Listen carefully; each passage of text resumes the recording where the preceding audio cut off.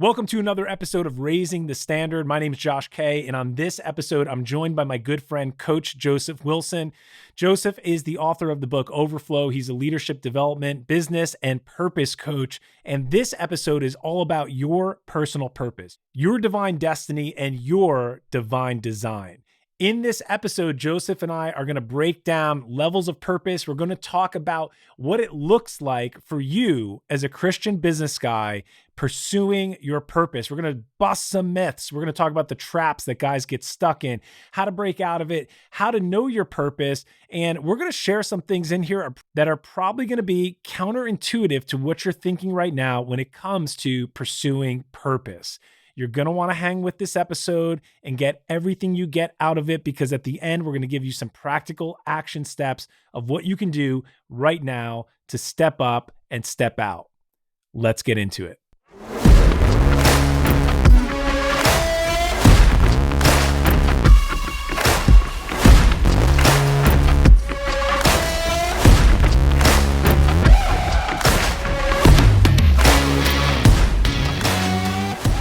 Welcome to Raising the Standard. Guys, I got another episode with my good friend Joseph Wilson. If you remember, the last time he visited us, we talked about the high performance man. And if you did not listen to that episode, you have to go back and check it out, because we get into what does it look like, am I allowed to be, and how do I start my journey into being a high performance man. It really is something you need to listen to. If you haven't, I'll link it below for you to check out. In this week's episode, we are going to get into our divine design as we explore our purpose. So Joseph Wilson, Coach Joseph Wilson, thanks for joining me again, man. It's great to see you and have you back in the studio. Always glad to see you when you join us from New Zealand. What's happening? Well, it's so good to be here with you. I love you, love what you're doing, and love who you are. And it's just great to see what's happening. So thank you for having me. Oh man, I love you too. And guys, that's not weird to tell another brother you love him. When you walk with somebody, it is okay, because we are brothers, and we have this connection. And you need guys in your life that you can have that connection with. It's really important that you can get to that point with a guy where you can walk out life with them, and you have someone to be transparent, vulnerable, and share what's happening, both the good and the bad, and not hide anything, and not put the mask on, and not feel like you have to act something out because you can't show weakness in any way, shape, or form. So that's our desire for you as you're listening to this show. So Joseph, the last time you were here, we talked about high performance, and we're all about high performance. This time, I want to dive into a little bit more of what you do, because you really are a purpose coach. You help people develop, define, and discover their divine destiny, their divine design, and you really walk people along this journey of finding their purpose. So, and right now, I mean, let's just mention we're against the backdrop of the self-development industry. The internet is blowing up. Everyone's talking about purpose. The world's talking about purpose. It seems to be the number one question, what's my purpose? Do I have a purpose? What do I do? How do I find it? Where do I go? And here you are talking about it from an eternal perspective. And it's such a big subject. When we hear the word purpose, it can mean so many things to so many people. So if if you could open us up and just tell us what you're referring to when you talk about the purpose of God in our life and what purpose means to you. Yeah, so there is a lot of conversation on purpose right now. And the interesting thing is, everybody tries to equate purpose to what you're going to do. And I think that the doing is not the first step, it's the second step, and it's a byproduct of the being. And so, to really go into purpose, we have to know who we are. And to go into who we are, we have to go back to the beginning, to where God made man. And it's very interesting when you think about purpose, which means original intent. Everything has purpose. Everything has original intent. There is nothing that exists outside of it.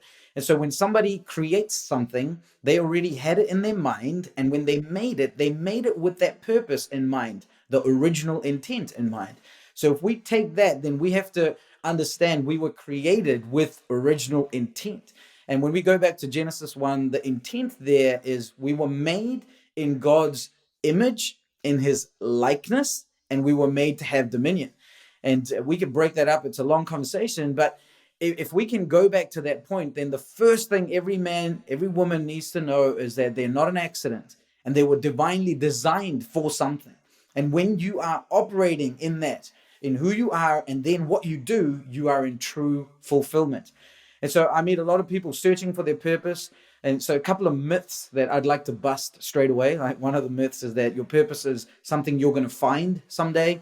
Not true. Your purpose has been in you since the foundation of the world. When God fearfully, wonderfully made you, the purpose seed was already put in you.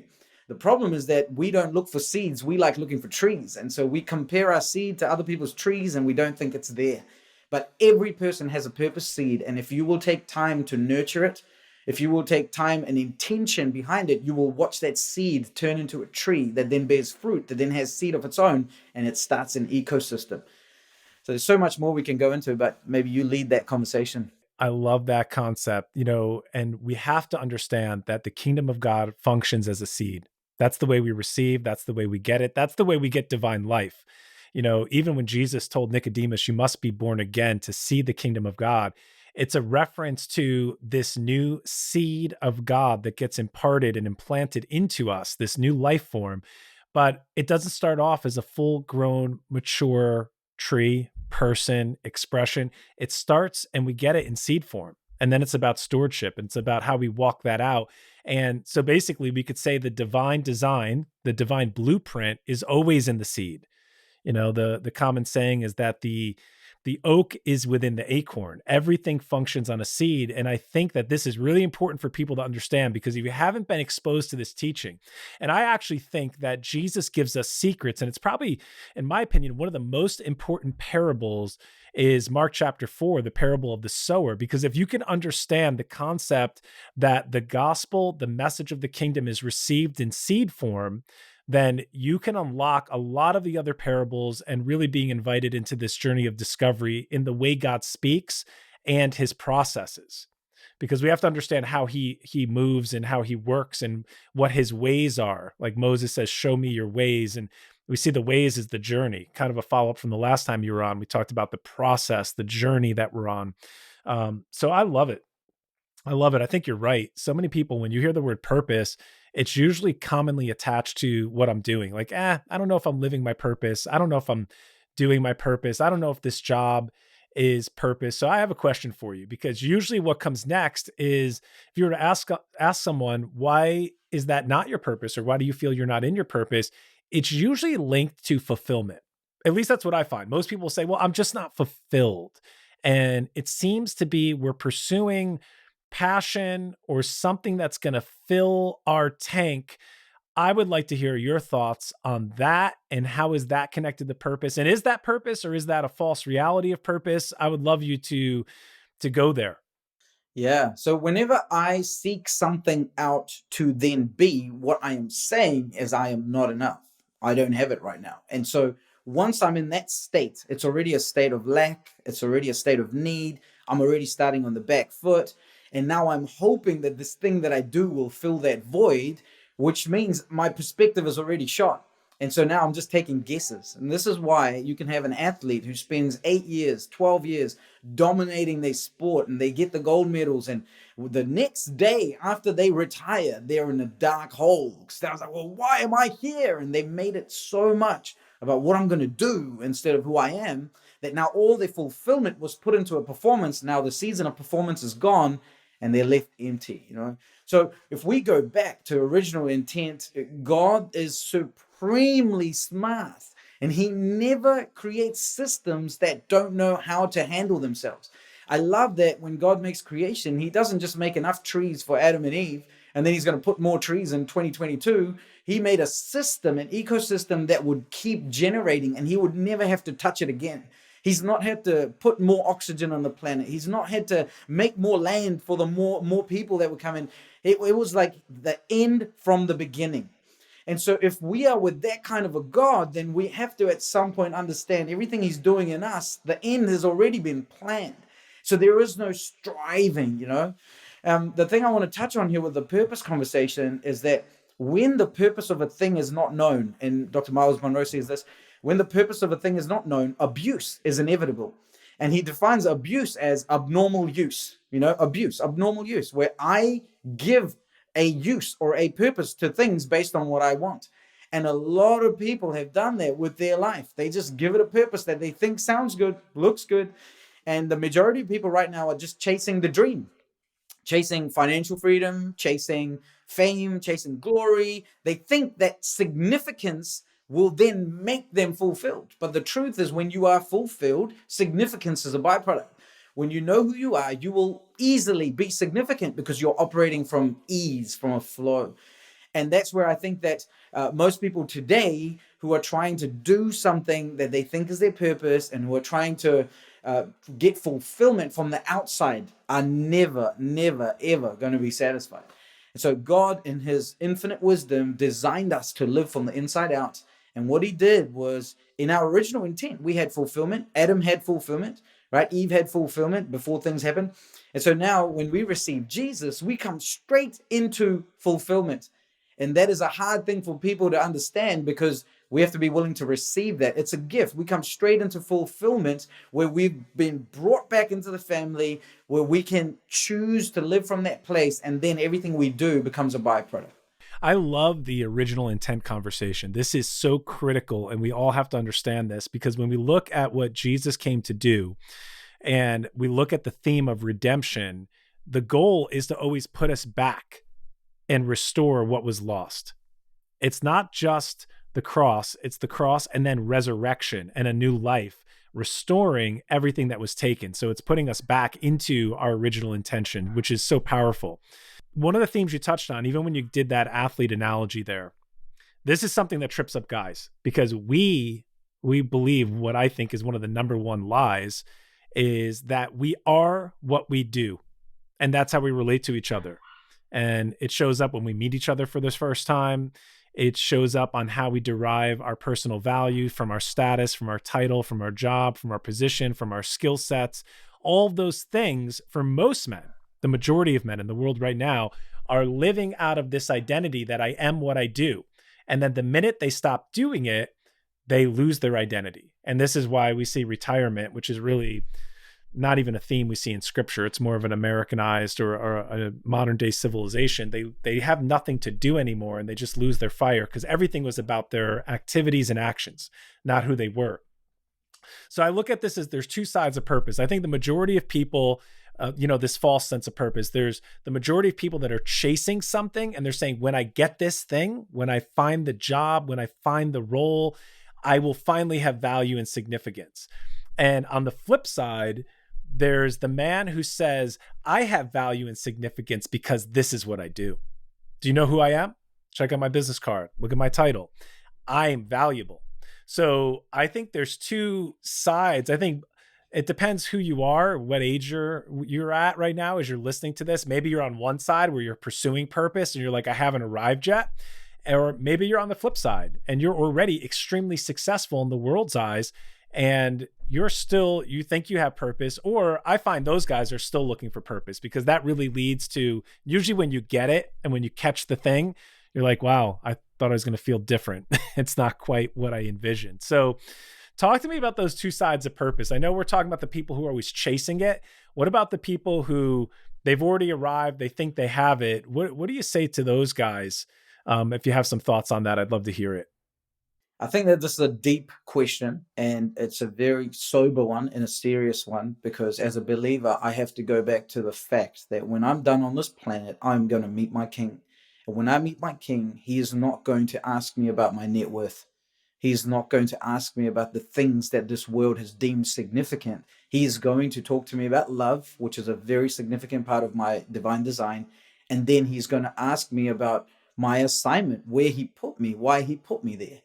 It's not an accident that I'm of Indian descent and that my family moved here and now I've lived in New Zealand for 26 years. These things are not accidental when we take into account a creator who does everything with purpose. And so this young guy that's now pursuing something to then have it has been put on the hamster wheel that the world loves to have us all on because we can just keep chasing and a very small percentage actually catch. But the bigger percentage will never catch it, so they don't even know it's a fraud. They don't know it's a lie. And the small percentage that do catch it end up getting hit in the face because they see that, oh, I'm still not fulfilled. I'm still not fully satisfied. And they can try and make themselves busy with their money and traveling or whatever. A lot of people I meet like to say, I'd love to travel. And when I ask them why, well, it's just great to travel. What are you going to do after you see all the countries? And so deep down, the real condition of a man, I believe, is revealed in that 10, 20 seconds before he goes to bed, when he lies down, puts his head on the pillow, and it depends on where he's sleeping, who he's sleeping with, because the condition of his life is just in front of him. Before he goes to bed, everything is there. In that time, are you really happy? Is the question. Are you really fulfilled? And so I would say this, that this younger person who's chasing to then have, I like to call it the when I syndrome. We've been trained in the when I syndrome. When I do this, then I will. When I have this, then I will. And it pulls you away from the precious gift you have, which is now, which is time. And so I would encourage that person to actually take some time to engage God on their divine design as opposed to just choosing a path, right? A lot of people talk about the pathway to purpose, and I think the pathway becomes clear when you know the person of purpose, who's God, and who you are in Him. The pathway makes itself known. And to the other extreme of the person going, well, I've you know got everything the world has to offer. I've maybe fulfilled my purpose. I'd like to say that your purpose is not done till you leave this planet. Your age irrelevant. Your past achievements are irrelevant. You're not finished till you leave this planet. Okay, Joseph, that was a lot of great insight for us. I really appreciate that. Right now, with everyone pursuing purpose, how does someone know if they're in their purpose? What's it look like? What's it feel like? Is it a destination? Is it a journey? How do you see it? So as a believer, it's very different, right? As a believer, my understanding, my peace, my fulfillment can't just come from what I'm doing and engaging. It has to come from God. That's how I was designed to get it. So real fulfillment, Bible says godliness with contentment is great gain. That contentment can't come from the doing because there's always something else to do. So if I look at purpose only as what I'm going to do or what I am doing, I'm setting myself up for failure because I'll have to keep doing, keep doing, keep doing. It's not going to end till I leave the planet. So I like to zoom out a little bit and go into, am I fulfilled in God? And that is always my first question. I like to ask people, if you pass tonight, would you be fulfilled? And yeah, there are things you want to do. There are things I want to do. There are dreams I have, goals I have. There's a vision. But if I pass tonight, I die empty. Do you die empty? Are you that content in Him that if you never did something that the world would deem amazing and they couldn't validate anything you did, are you still okay? Are you validated enough by the one that matters? And I think that is a very important question, because the man that can say yes to that question is now very, very dangerous to darkness, right? He's so free that now his pursuit is just an expression. He's fearless in his execution, and he's got no pressure and burden of trying to create an outcome because he's already satisfied. So how does someone know that they're in their purpose? That would be the first thing that happens, is that person now has been set free. John chapter 8 says, who the Son sets free is free indeed. You're truly free. I meet a lot of believers. They're like, yeah, I'm free in the sin conversation. I'm going to heaven. But in everything else in life, they're so bound. No. Who the Son sets free is free. You are free. This financial freedom conversation, and I'm kind of bunny trailing right now, but that's one of the things that the world throws. Financial freedom. If you get financial freedom, I don't think financial freedom is a heavenly concept. I don't think it's from the kingdom of God. From heaven, we get freedom from finances. We get freedom from the burden of finances, because that just becomes part of your purpose. It doesn't define or doesn't actually validate who you are. So this freedom conversation, I think, is the first thing that happens when you come to God. You're so free that from there, everything you're doing carries the fulfillment through Him. So how does someone know they're in their purpose? The kingdom vision is expanding. The kingdom mandate is expanding. Christ is being formed within the person more and more and more. So there's so many things we could say, but just off the bat, I need to be able to look back and go, man, in these last 6 months, I can see the growth. I can see the love that's grown, the peace that's grown, the joy that's grown. I can see the effect I'm having in my house with all the areas of influence that God's given me. I can see the fruit of the Spirit. I can see the fruit of the kingdom. I think that these are all little byproducts of knowing whether you're in your purpose. You go to bed full. You don't go to bed empty, going, oh, in the sense that I still need to know you're satisfied in a different way. And there's so much more we can go into, but those two things I would say off the bat. Yeah, I mean, when you talked about contentment, that's something that I have in my life, and that's something that I find a lot of men do not have because we're wired for the next thing. And it's like you said, that syndrome of like one day, one day, one day I'll get there. When I do this, when I get that, when I achieve this. And that so much of that permeates our culture, especially as guys chasing performance, chasing money, chasing status, titles. And it's not even, I don't even say that stuff to say, oh, that's bad. It's not bad to chase those things. If you're wired for excellence and you're striving for greatness, yeah, go close the next deal. Like go crush it, go crush your goal, get a mission, get a vision, and go execute on it. So when I say that, I'm not saying don't hit those targets. I'm saying hit those targets. But if you can't step back from running, and it's like this two-sided coin. On one side of the coin, yeah, I do run. I love to be in motion, but you have to be able to be content because that's the key to rest. And we're supposed to live and operate out of rest. And if I'm not content, then I can't do that. I'll always be trapped in this cycle of running and pursuing and pushing and pressing. So finding that place of contentment, which really I think gratitude's associated with that. And that is so liberating. And I found it, Joseph. I mean, when I can just sit back and I can look at my children and I can just be thankful and I can flip the switch of like, wow, look at the life God's given me. And I'm not even talking about material possessions, and that can be a part of it, but it's really about just my family and where I am. And there's breath in my lungs and just where we are and who he's made us to be. And it's all based on that relationship with him.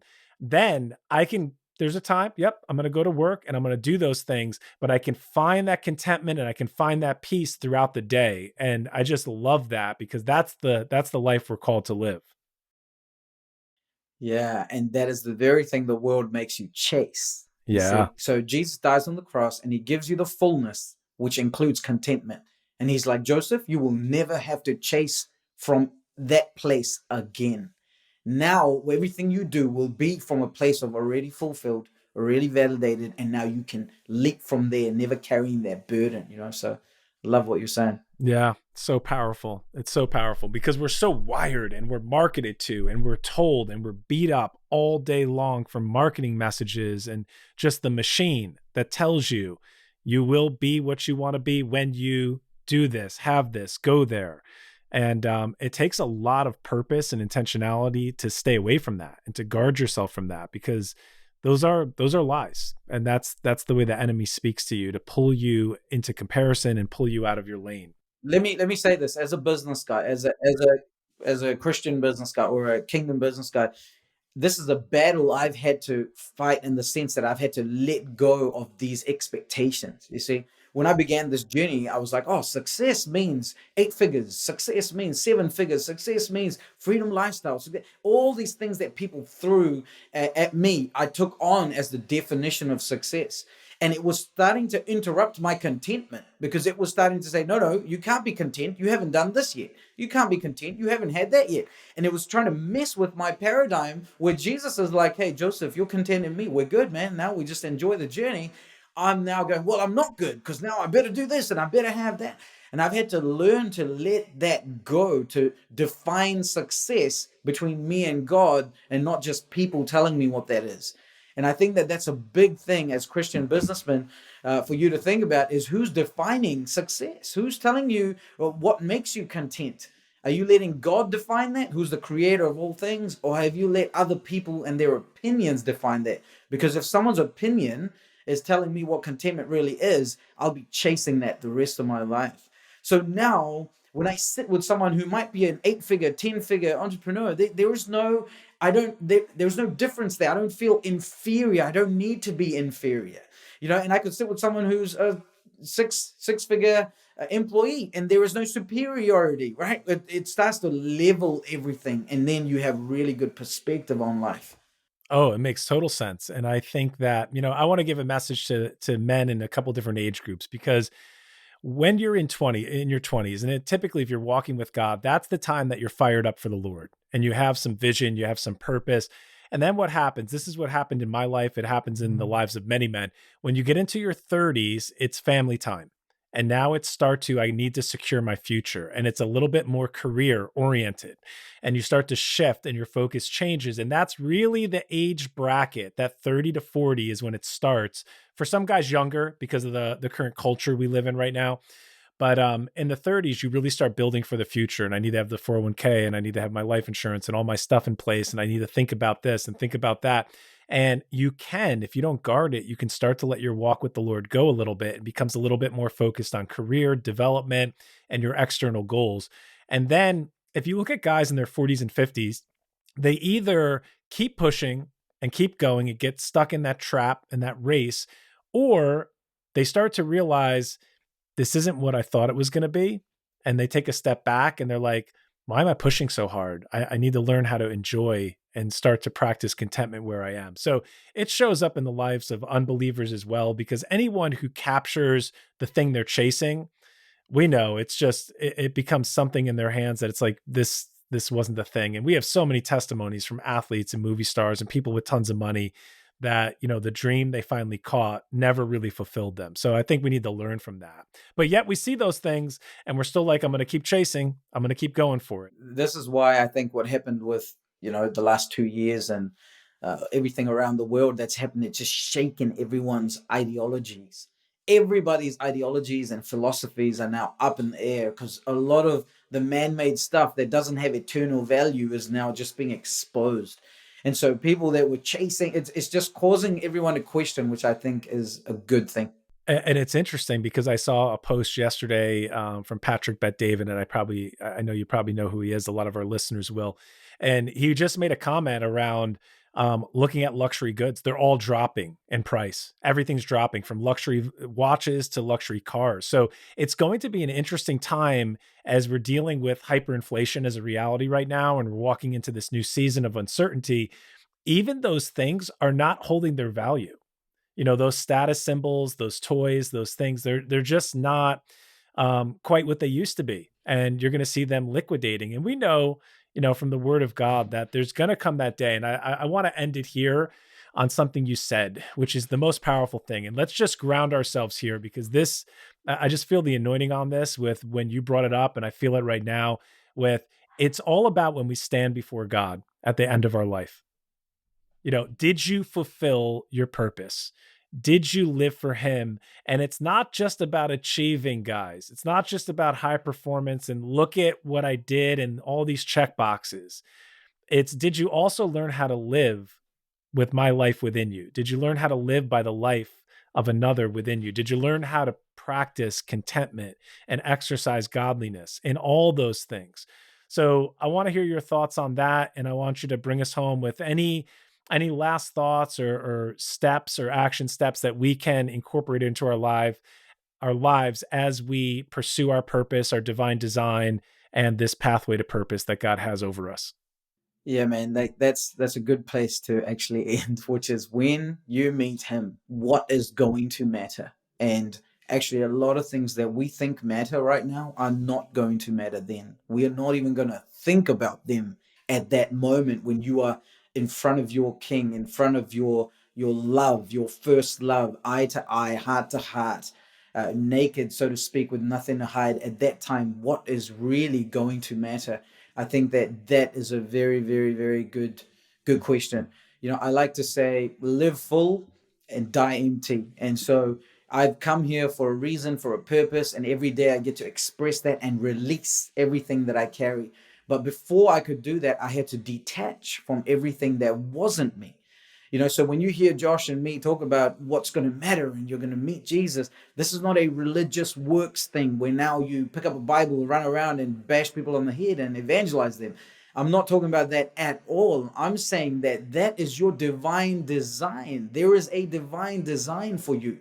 And there are a lot of people who are actually fish, but they've spent their lives trying to be birds.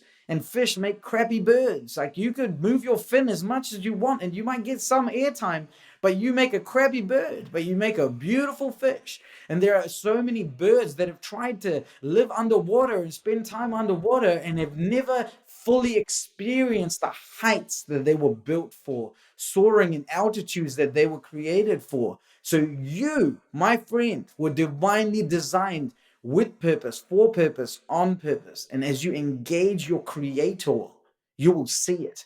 I want to say a couple of things. Like, being a coach was always in my DNA. I was built for this thing. I could do this for hours on end. I could probably go 3, 4, 5, 6 days straight without sleep, no lie, doing this because it gives me energy. I was created for this. This is a byproduct of who I am. But if you got me in front of a computer and made me do administration and send emails, I'll smack my head on the wall in half an hour. I'll probably break that computer, right? And so there is this divine design element that you need to go to your creator about and explore, because when you start to see it, your life completely changes. And in that, there is a king's vision. And so let me end with this, right? My vision, or things that I see, like, people love to go, what's the vision of your life? The mission statement. My vision, my mission, in reality, has to be attached to my original intent. So the one that made me knows my vision, my mission better than anybody else, better than me, better than you. The one that made me knows it. And so as I engage the creator, I see my vision, and my vision is an overflow of his vision. And so if I'm really in my true purpose, it will expand my king's vision. It will expand the kingdom mandate. It will expand the heart of Jesus through the nations, right? It will actually look at the commands. In the New Testament, there's about 75 commands made by Jesus. It would take that into account. It would look at things like, do I love God with all my heart, all my soul, all my strength, all my mind? And then, do I love people? Do I love people like that? With that same love? Because the only way love manifests is when it goes through you to someone, right? To God and to another person. And so when you come into your purpose, all these things start to come alive to you. And so my encouragement, the next step is go back to your creator, take time, detach from the noise, put away all the noise for a while, right? You know, we talk about consecration. Consecration doesn't have to be 3 days straight, but just before work, after work, just put the noise away for a little bit. Get a journal, go sit somewhere beautiful, take a drink if you need to, and just engage your creator. You'll be amazed at what he starts to show you. Write it all down. That's a good first step, and then we flow from there. Joseph Wilson. I love you, brother. Thanks for coming on. Thanks for dropping your wisdom and sharing your insight with us. Guys, let's get after it and let's raise the standard. Hey guys, I wrote a book that went on to become a bestseller. It's called The Standard, Discovering Jesus as the Standard for Masculinity. I would love for you to get this. It's available on Amazon right now. But if you visit standard59.com, you can get the first chapter of the book for free. I want to give you the chapter called Jesus Has a Plan. And you need a plan as well. There's specific areas in your life that you will be attacked in. How do I know? Because Jesus was attacked in these areas as well, and there's a pattern to it. And I want to give you this chapter so you can see how Jesus effectively deploys a plan in his life and how he sets the standard for all men to follow, and why we need a plan as well. If you want that chapter, go over to standard59.com and grab it. If you want to get the book, you can get the book on amazon.com. Thanks for watching today's video, and if something resonated with you, please leave a comment below. Let us know what it was. Tell us what you would like us to explore for future episodes. Go ahead, like this video, subscribe to the channel, and continue to raise the standard.